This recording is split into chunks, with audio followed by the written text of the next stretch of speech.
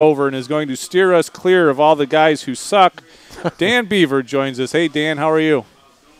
I'm doing great, and Dover is another one of my favorite tracks. Well, good. Now, Steve made a rather bold prediction earlier in the show that we'll get to in a little bit. But first, I want to give everybody that doesn't know precisely who Dan Beaver is. Dan is a NASCAR fantasy racing expert for NASCAR.com and for YahooSports.com, and he writes previews for the races on both those places. And he's one of the top fantasy racing experts on Twitter. You follow him on Twitter at Fantasy Race. All right, Dan, so we're going to Dover, one of your favorite tracks and one of mine, actually. Who do you like going to Dover? Well, there are three drivers that really stand head and shoulders above everybody else, and they're not going to come as any huge surprise. And that's one of the things about Dover is, since it's another one of the rhythm tracks, the high banks, the 1 mile, 22-second or so laps, you got to hit those precise marks lap after lap after lap. And once you get that rhythm, you keep it for a while. So the drivers that kind of always there at the top of the order are still going to be up there at the top of the order. Edwards, Kenseth, and Johnson. Probably like Kenseth a little bit better than the other two because of those three. He's won the most recently. But Johnson's won more in the last couple of races. So I think if you've got an option where you can take two marquee drivers, those are the drivers that you want. And then keep an eye on Carl Edwards and make him a provisional pick if he runs well in practice and has a good 10-lap average. But in something like the Yahoo game, I think you got to put Johnson and Kenseth on your provisional roster and then pick between those two. If you think Johnson lost a little bit of his mojo with his mistake last week, then maybe you put Edwards and Kenseth on there. But I don't think you're not looking at anybody else really this week. How much weight do you give practice results at Dover? I know some tracks, particularly the mile-and-a-half tracks, practice is a big deal. But how about Dover? I think it is here too. You're looking for someone that can get that rhythm, and I wish they showed us more than just a 10-lap average. I wish we had access to kind of a customizable scale, because I'd like to see who's good over the 20-lap average or over 25-lap average, assuming enough people run that long to give us a good point of reference. Best we've got is the 10-lap average, though, so I think the drivers that are at the top of that order are the ones that are going to be your tiebreakers. And that's probably where you're going to find your favorites in something like Group B for Yahoo this week, or in that mid-cap range for the NASCAR Live game. You're going to find them racing, giving a good 10-lap average, because you can't look back at the record book and really tell who's going to be good out of that mid-cap range or that Group B range. Who are some of the guys now? The thing that Charlie alluded to at the beginning of the segment here, Dan, was the fact that I have made the bold statement that the old bit from Johnny Carson, "The king is dead, the king is dead, long live the king is dead." The 24 is dead. Never going to win another race. Charlie laughs at me. I think Jeff Gordon is done. Stick a fork in it. No more Jeff Gordon. He's jumped the shark. Well, never is a long time. Isn't it, though? I wouldn't say that Gordon is. Yeah.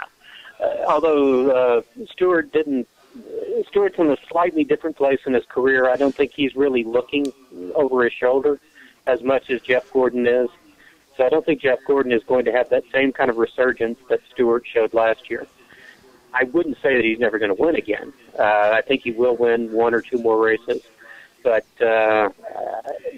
especially the way things are now, the way the restarts are going now, at the moment there is no driver of his caliber who's worse on restarts than Gordon.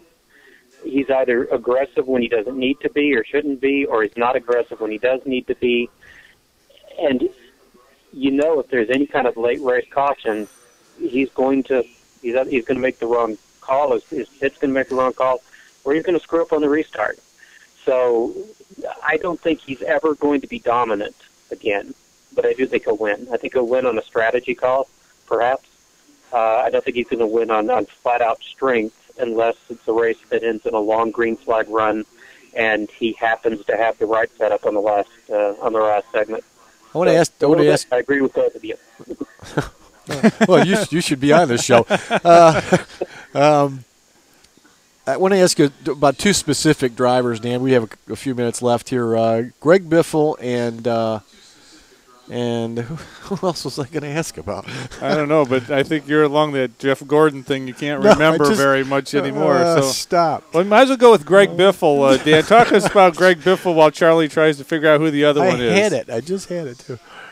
Well, that kind of brings you back to the problem in Group B. You've either got drivers with current momentum who don't have particularly great records recently at Dover, or you've got drivers with great records at Dover recently who don't have recent momentum. Biffle fits in that first category. Right. You can't count him out.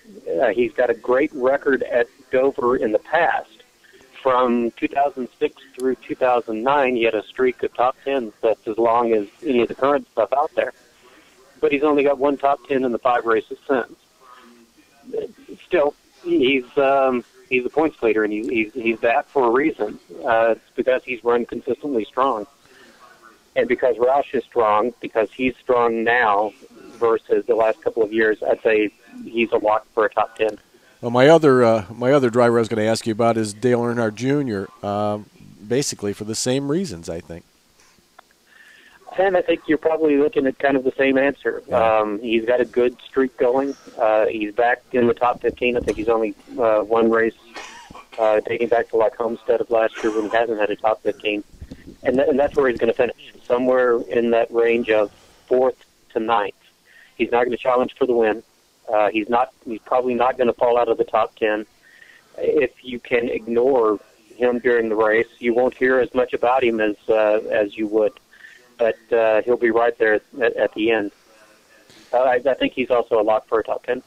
Yep. Dan, the discussion has been that Dover is similar to Bristol in that it's both concrete racetracks, high banks, they're fast racetracks. Shorter. They're relatively short.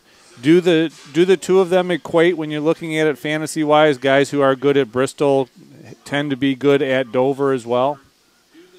I used to. Now that when Bristol's gone through this flip-flopping on their configuration, I'm not sure that they're as close as they used to be.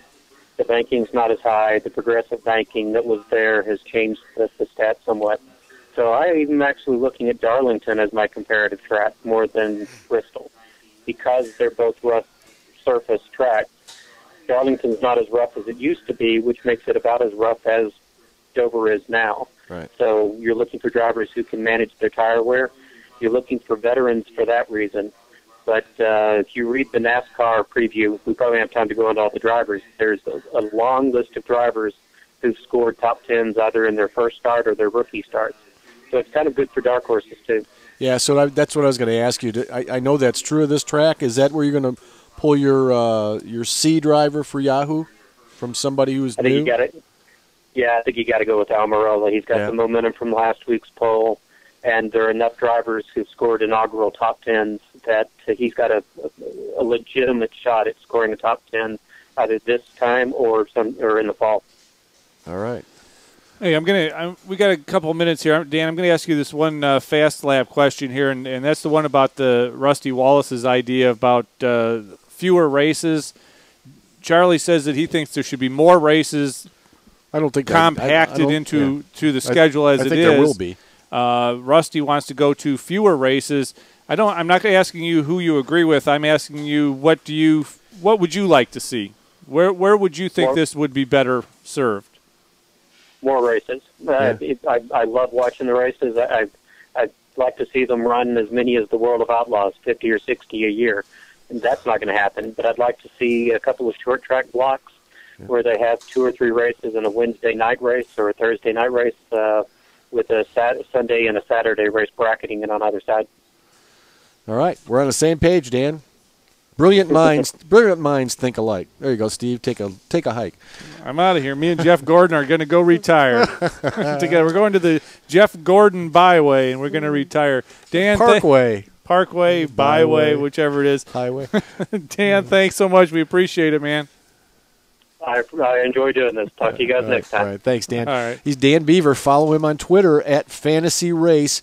Read his fantasy racing previews on both YahooSports.com and NASCAR.com. In fact, if you're a subscriber to the On Pit Row newsletter, I send links out to both of Dan's articles plus a link to the highlight of this interview every week. So if you haven't signed up for that, go to the website and put your email in there. I don't spam you. You get one